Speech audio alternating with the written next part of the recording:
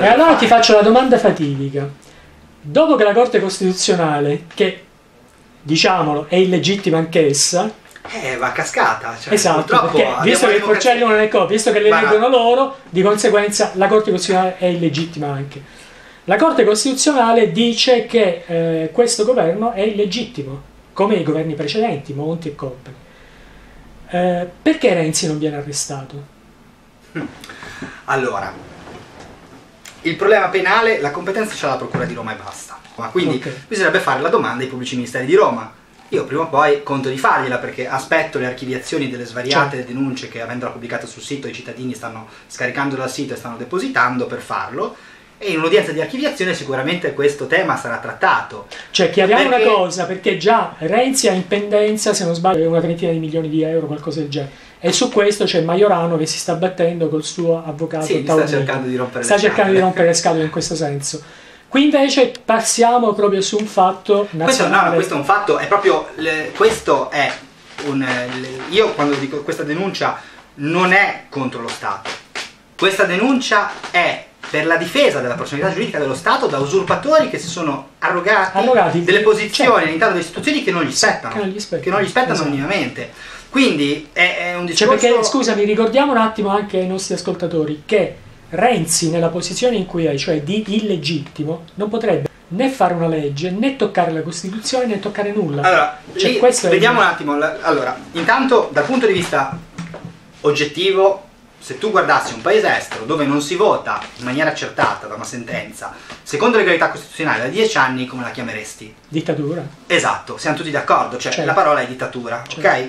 Poi ci sono forme ovviamente di dittatura più visibili, meno visibili, la nostra è più mascherata perché non ci sono i carri armati nelle piazze, però la gente muore uguale purtroppo perché si suicidano o non hanno i soldi da mangiare, quindi purtroppo è uguale. E esaminiamo un attimo il discorso della Corte Costituzionale. La Corte ti dice, premio di maggioranza, ovviamente il voto non è uguale, perché il mio voto può valere più del tuo a seconda da chi lo do. Nomine, chiaramente non esercito un voto personale, è libero. Quindi a questo punto io voto non legittimamente, il Parlamento non è legittimo. Come fa a salvare il Parlamento la Corte? La Corte si spende su questo punto, tra l'altro scusandosi anticipatamente per quello che dice, quindi se dice praticamente che vale la pena sottolinearlo perché è troppo chiaro che il Parlamento può continuare a operare. Quindi perché devi fare questa calcatura? Non lo dici neppure se è così chiaro. Se senti bisogno di dirlo vuol dire che chiaro non è. E allora si arrampica sugli specchi, perché questo purtroppo va detto, cercando di giustificare il perché queste Camere possono continuare senza essere sciolte. E lì comincia a fare dei ragionamenti che non hanno un senso costituzionale. Cioè prima invoca l'istituto della prorogatio. Prorogatio quindi ti dice sostanzialmente che le Camere sono organi indifettibili, quindi non possiamo cancellarle perché se togliamo le Camere chi governa? Ma signori, appunto, la Costituzione non è che non si è contemplata questa ipotesi, loro lo sanno perché invocano la prorogatio. La prorogatio è quella situazione dove a Camere sciolte, se c'è un'urgenza, si possono riunire e votare, fino a che non sono nominate le nuove. Quindi qualunque tipo di provvedimento in prorogatio poteva essere fatto. Ma la prorogatio appunto presupponeva a monte lo scioglimento delle Camere. Cosa che non c'è stata. La seconda valutazione che possiamo fare è quella relativa al fatto della composizione del Parlamento come situazione giuridica esaurita. Cioè lo dicono, una volta che c'è la proclamazione, ovviamente l'illegalità non può più proseguire perché il fatto è concluso. Si è conclusa la situazione giuridica, no? È la Costituzione che disciplina gli effetti della sentenza della Corte. Ovviamente la norma dichiarata incostituzionale cessa ad avere effetto dal giorno successivo alla sua pubblicazione, quindi tra l'altro non è la Corte Costituzionale a decidere degli effetti delle sue sentenze, è proprio la Costituzione stessa, quindi oltretutto è anche un extra petitum da parte della Corte. Ma anche volendo ragionare così, la proclamazione, un mero atto amministrativo, non è sufficiente a determinare la definizione di questa situazione giuridica, anche perché ai sensi dell'articolo 61 della Costituzione in ogni momento i membri delle Camere giudicano anche su sopravvenute condizioni di ineleggibilità dei suoi componenti, in questo caso era totale, di tutti. Cioè era un'ineleggibilità di tutti quanti. Di tutti quanti. Cioè c'era una violazione totale diffusa che il 61 ovviamente prevede e quindi ovviamente dovevamo intervenire in questo. Quindi la proclamazione non è un atto definitivo. Non è che dopo che c'è stato l'atto amministrativo proclamazione del risultato elettorale tu non puoi più andare a modificare il Parlamento.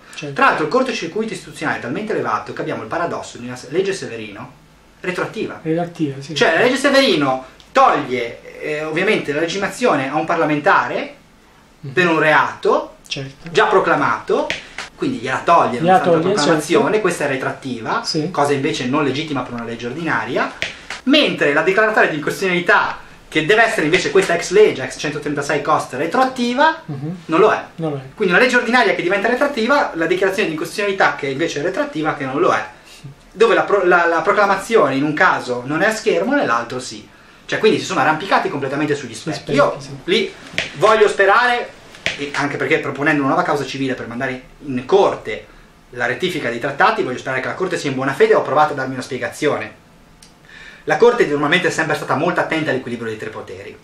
Secondo me in quel momento si è resa conto di essere davanti a uno strappo istituzionale senza precedenti, perché prima di loro il legislatore era stato ridicolo approvando una legge palesemente incostituzionale e il Presidente della Repubblica a promulgarla, perché ragazzi, cioè tu sei il garante della Costituzione, quella doveva mandare indietro, perché era talmente... Secondo te Napolitano è garante della Costituzione? Non lo è assolutamente, però diciamo che a logica, no? Se no, questa domanda, io l'ho denunciato, non è soltanto contro Draghi, Renzi, c'è anche Napolitano, l'ho denunciato chiaramente, e lui compreso. Però è evidente che c'era questo equilibrio istituzionale. Secondo me a quel punto la Corte potrebbe, volendo, come mi auguro, ragionare in buona fede, potrebbe aver pensato di non entrare troppo a gamba tesa sul potere legislativo ed esecutivo, sperando che, preso atto di questa sentenza, ovviamente Napolitano avrebbe comunque sciolto le Camere. Ma Napolitano non ha nessuna intenzione. Non ha nessuna intenzione di scioglierle, chiaramente, non ci pensa neanche, perché Napolitano è uno di quelli che ha fatto dichiarazioni sulla cessione di sovranità. Quindi abbiamo il paradosso che il Presidente della Repubblica Italiana chiede che lo Stato italiano sparisca e sia smantellato. E questo è un fatto senza precedenti. Allora, bene Marco, ora abbiamo parlato a livello un pochino tecnico, diciamo, abbiamo spiegato l'Europa, abbiamo spiegato Monti con la sua esternazione, abbiamo spiegato un pochino le cose a livello tecnico, quindi diciamo molte persone, come tu ben sai, che ci ascoltano non sono molto addentro a queste cose, quindi questo è, diciamo, per un pubblico un pochino più ristretto. Ora andiamo invece al succo, al nocciolo della questione, cioè noi vogliamo avere qualche informazione sulla tua denuncia a Renzi e Draghi, su Grillo e su altre cose. Per quanto riguarda Renzi, noi vogliamo che i nostri ascoltatori capiscano il motivo per il quale Renzi non dovrebbe stare dove sta e non può permettersi di fare quello che fa. Beh, è evidente che noi abbiamo 3 governi consecutivamente imposti dalla finanza.